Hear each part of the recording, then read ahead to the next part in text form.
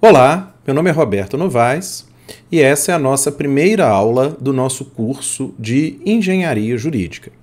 E na nossa primeira aula, nós vamos discutir alguns conceitos relacionados a direito, a tecnologia, para que vocês possam compreender em que ponto, em que local, em que circunstâncias, né, onde que se situa o conhecimento que será formado, que será desenvolvido ao longo do nosso curso.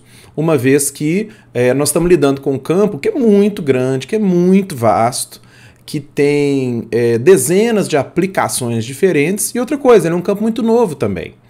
Então, as pessoas também não estão acostumadas a pensar em direito e tecnologia da forma que nós vamos apresentar, obviamente, e não tem aquela visão intuitiva do que como por exemplo, a gente teria já nos ramos do direito que a gente estudou na faculdade, e a gente já consegue adiantar as opções profissionais que a gente vem a ter.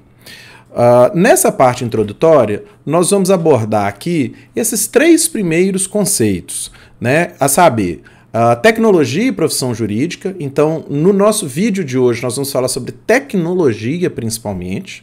Tá? Nos próximos dois vídeos, nós vamos tratar desse segundo ponto, que é a decomposição e comoditização dos serviços jurídicos.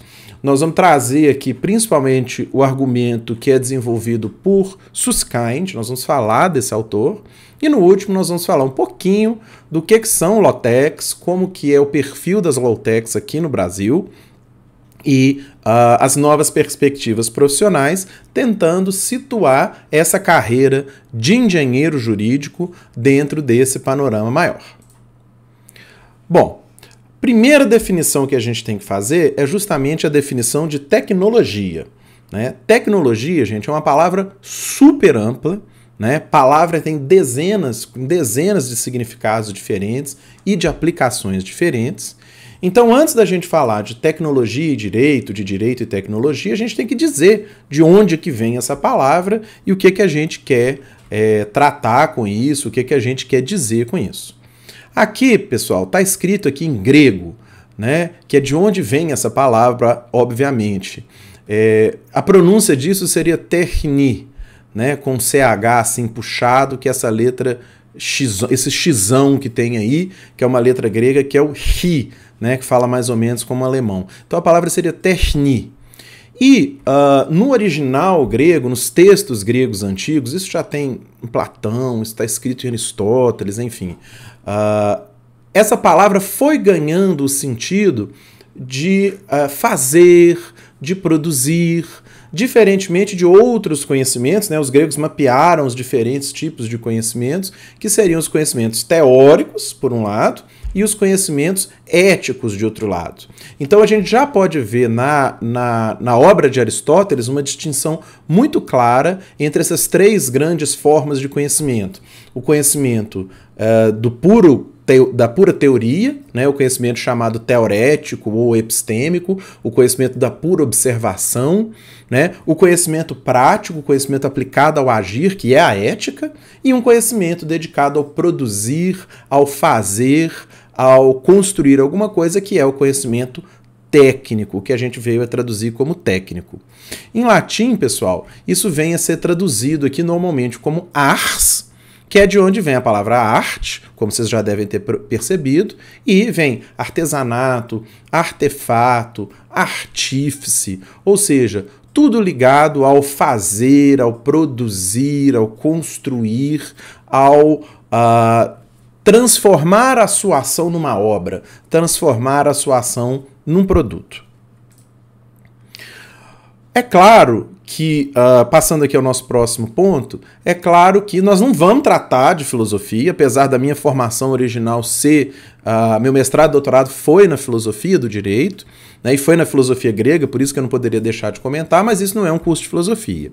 E também nós não vamos falar de tecnologia em geral, né? Nós vamos abordar aqui tecnologia como tecnologia da informação e comunicação, que é o que nos interessa, as apelidadas de TICs, tecnologia da informação e da comunicação, ou em inglês, né, IT, Information Technology, que é o nome que a gente encontra.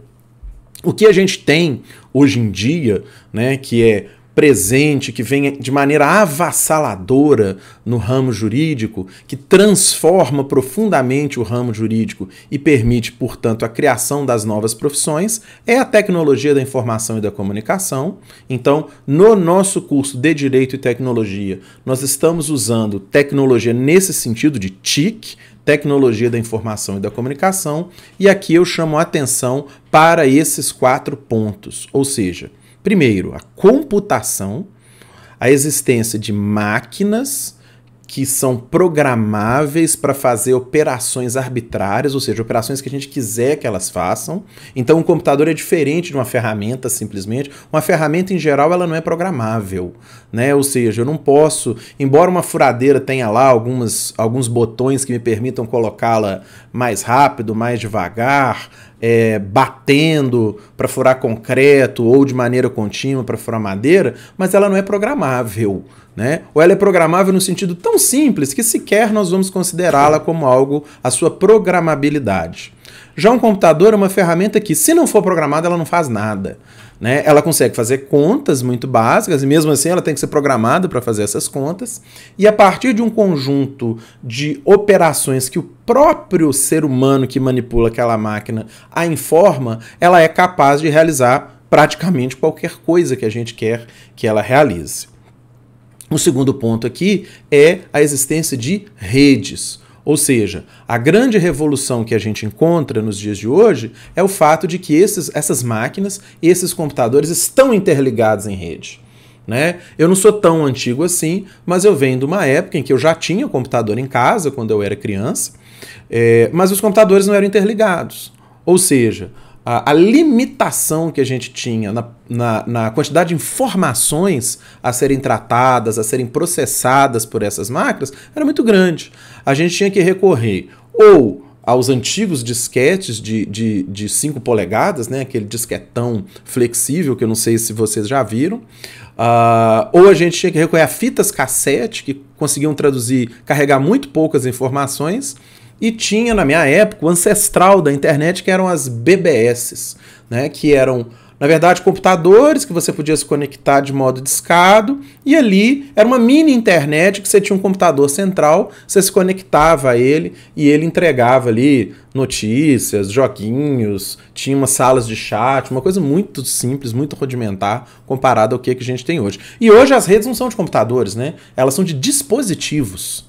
Ou seja, na minha rede eu interligo o computador, eu interligo o celular, eu interligo a televisão, eu interligo os dispositivos de inteligência artificial que hoje estão se tornando comuns, como é o caso da Alexa, da Amazon, como é o caso do dispositivo do Google, enfim. Então, é uma interligação de diversos dispositivos que abre, obviamente, dezenas e dezenas de possibilidades diferentes. Terceiro ponto, armazenamento de dados. O armazenamento de dados hoje em dia ele é muito, muito, muito barato. E não só o armazenamento, mas o acesso aos dados, né? Ele é rápido e ele é barato. E ele tem se tornado cada vez mais barato. O primeiro HD que surgiu, que foi um HD da IBM, ele era imenso, do tamanho da máquina de lavar roupa, e armazenava poucos megabytes, né? E era caríssimo, então ele custava milhões de dólares, de maneira muito lenta, de acesso muito lento, para armazenar uma quantidade pequena de dados que hoje um pendrive baratinho como esse, que a gente compra numa farmácia, que a gente compra numa banca, armazena uma quantidade imensa de informações. Então, com isso, abriu-se a possibilidade de um registro de dados que antes a gente não tinha, né? E esse registro de dados, ele permite registrar a posição do seu celular, ele permite registrar o seu comportamento de navegação na internet, ele permite registrar todas as suas movimentações financeiras, e isso que deu margem, né, juntando com aquelas outras duas coisas, está tudo em sistemas computacionais e tudo interligado, e essa facilidade, essa barateza do armazenamento das informações permite que a gente tenha conjuntos de dados muito grandes, e esses conjuntos de dados que vão possibilitar, no final das contas, o surgimento de um novo campo, né, relativamente recente, pelo menos na encarnação que se apresenta hoje da inteligência artificial, como a gente conhece hoje, que se baseia principalmente em aprendizagem de máquina e redes neurais. O último ponto que nós vamos abordar aqui dessas TICs, que é revolucionário, é a mobilidade. Então, os dispositivos são leves, os dispositivos são portáteis, os dispositivos estão conosco o tempo todo. Obviamente, o grande exemplo disso são os smartphones, né? Que a gente chama de telefone só por uma conveniência e por uma inércia. Na verdade, esses aparelhinhos, né, que todo mundo tem, o Brasil hoje tem mais de 200 milhões de aparelhos, quer dizer, mais de um aparelho por habitante. A gente, na verdade, é um computador que é carregado conosco. Né? Ele é um telefone num sentido muito remoto, na verdade. Né? A gente usa esse aparelho para tudo, menos para falar, ou a menor utilidade que ele tem para nós hoje em dia é a utilidade de falar no sentido estrito de telefone. Claro, a gente usa para comunicar, principalmente, comunicar via mensagem, comunicar via áudio, mas para receber notícias, para fazer operações, enfim, para tudo que vocês já conhecem, não preciso ficar chovendo molhado aqui. Então, retomando, quando nós estamos falando de tecnologia, a nossa referência é a tecnologia da informação e comunicação, traduzida principalmente por esses 4 pontos fundamentais: computação, redes, armazenamento e mobilidade. E aqui hoje nós estamos na fase, né, de fazer distinções, de fazer separações, para deixar claro do que nós estamos dizendo e para não sair arbitrariamente misturando conceitos, misturando ideias. A gente tem que ter um rigor na nossa apresentação aqui. Então eu vou fazer 2 distinções aqui entre 3 conceitos. Né? Já chama atenção aqui, ó, que eu tenho a diferença aqui, esse sinal que é exclamação igual, que vocês podem ver aqui. Na maioria das linguagens de programação, exclamação igual significa diferente. Né? A gente não tem um símbolo diferente no teclado, então a gente improvisa com essa exclamação igual, que imita aquela barrinha cortando o símbolo de igual que a gente aprendeu na matemática. Então vamos fazer 3 diferenças aqui. Primeiro, direito da tecnologia é diferente de... Como é que a gente lê isso aqui? Direito da tecnologia é diferente de direito computacional, que é diferente de tecnologia aplicada ao direito. O que eu chamo cada uma dessas coisas? Pessoal, os conceitos não têm donos, tá? Essa é uma distinção que nós estamos fazendo aqui nesse curso. É claro que eu estou me baseando na literatura, eu estou me baseando em outras referências, mas é uma distinção convencional. Nós estamos convencionando aqui nesse curso que essas 3 coisas serão referidas por expressões diferentes. E eu acho que essa distinção nos ajuda, obviamente, a compreender, nos ajuda a mapear, nos ajuda a entender onde é que nós estamos pisando. Então, o que eu entendo por direito da tecnologia? Direito da tecnologia são todos aqueles ramos do direito normativo, no sentido normativo, que vem regular tecnologia da informação e da comunicação. Ou seja, não havia internet, passa a existir internet e relações jurídicas vão surgir ali, fatos jurídicos vão surgir ali e eles vão precisar de ser regulados. Né? Nós temos o exemplo de várias e várias leis que surgiram nos últimos anos no Brasil e no mundo, de modo a regular o comportamento das pessoas em relação à tecnologia, em relação à internet, por exemplo. Então nós podemos citar, né, o Marco Civil da Internet, nós podemos citar a Lei Geral de Proteção de Dados, nós podemos citar a GDPR europeia, enfim, são as normas relativas a regulação da tecnologia. Então é isso que nós estamos chamando de direito da tecnologia, como se fosse um ramo do direito, né? Aí nós não vamos nem entrar na discussão de ramo do direito, mas enfim, como se fosse uma área do direito que engloba aquele conjunto de normas relativas à tecnologia da informação e da comunicação. Tá? Esse não é o objeto do presente curso. Existe todo um conjunto de estudos que pode ser feito nesse sentido, mas não é isso que nós vamos estudar aqui. Então, nós não vamos estudar LGPD, nós não vamos estudar neutralidade de rede, nós não vamos estudar Marco Civil da Internet, nós não vamos estudar regulação de fake news. Não é isso o nosso objetivo nesse curso. O segundo ponto é o chamado direito computacional. O que é o direito computacional? Direito computacional, aqui eu estou me apropriando de um conceito que que eu li, né, que eu tomei como referência lá na Universidade de Stanford. A Universidade de Stanford, lá em São Francisco, né, lá em Palo Alto, ela tem um grupo chamado Codex, que reúne tanto a Faculdade de Direito quanto o curso de Ciência da Computação. E eles estudam principalmente, mas não apenas, mas principalmente o direito computacional. Ou seja, o uso da tecnologia, da informação, da tecnologia computacional principalmente, a análise jurídica. E o que eles chamam de análise jurídica? A análise jurídica é o trabalho de aplicação de normas realmente. Ou seja, a tomada de um fato, a subsunção desse fato a uma norma e a determinação de uma consequência jurídica. Ou seja, é o trabalho da tecnologia no auxílio do raciocínio jurídico propriamente dito. Então esse eu acho que é o momento de fronteira mesmo, né? O mais difícil mesmo, mais complexo mesmo.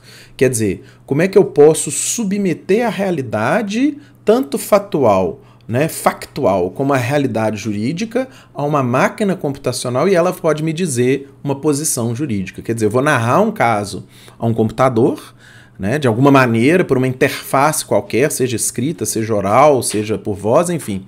E esse computador vai me apresentar uma solução para aquela questão, vai me dar um parecer. Vou chegar para o computador e dizer, olha, computador, eu fui demitido. E o computador vai me perguntar, quando é que você foi contratado? Você tinha carteira assinada? Você fazia hora extra? E eu vou respondendo essas perguntas ali para o computador. Ele vai me dizer, olha, o direito aplicável ao seu caso é esse, e, portanto, veja aqui a reclamação trabalhista que você pode fazer. Né? Então, isso seria o trabalho de análise jurídica. Eu vou deixar como referência um material lá do Codex, tratando do que é esse direito computacional. Mas isso eu considero um trabalho de fronteira, um trabalho bastante difícil e complexo, que a gente pode até chegar nele, mas nós não vamos chegar aí nesse nível num curso introdutório. O último ponto aqui é o da tecnologia aplicada ao direito. Ou seja, o uso da tecnologia, da computação e da informação, das TICs, no trabalho do nosso dia a dia. Na prestação do serviço advocatício, no exercício da jurisdição, no exercício do trabalho do Ministério Público e no exercício de tarefas administrativas, tarefas burocráticas que envolvam o trabalho do dia a dia do advogado, do dia a dia do jurista. Ou seja, o que principalmente nós vamos estudar, eu acho que é o que é possível estudar num primeiro momento, é o uso de todo esse ferramental dentro da melhoria do nosso trabalho. Tá? Então é isso que nós vamos focar num primeiro momento e é isso que nós vamos focar ao tratar do trabalho do engenheiro jurídico. O engenheiro jurídico como aquele profissional, por enquanto nós estamos dando uma definição provisória, tá? Mas o engenheiro jurídico como aquele profissional que se usa das ferramentas, que se utiliza das ferramentas da tecnologia da informação e comunicação, ele se utiliza do computador, ele se utiliza dos dispositivos móveis, ele se utiliza das redes, enfim, de softwares, né, para simplificar e facilitar, tornar mais produtivo, aumentar a qualidade, o trabalho jurídico do nosso dia a dia. Então vamos voltar aqui ao nosso último slide desse vídeo, só para a gente poder fazer marcar essa distinção. Direito da tecnologia, eu estou definindo aqui, se alguém quiser definir de outra forma não tem problema, tá? Mas eu estou definindo aqui como a normatividade que passa a existir, essa nova normatividade que passa a existir e a incidir sobre o fenômeno tecnológico, sobre o conjunto de inovações tecnológicas. Direito computacional, tomando emprestada a definição lá de Stanford, como o uso dos computadores na análise jurídica, na opinião jurídica, na decisão jurídica. E o último caso, mais amplo, mais genérico, o uso ou a aplicação da tecnologia da informação e da comunicação na melhoria do serviço jurídico. softwares, bancos de dados, ferramentas que vão simplificar, facilitar e tornar mais produtivo o dia a dia do jurista, do advogado, do juiz, do operador do direito. É isso então por hoje e até a próxima. Muito obrigado.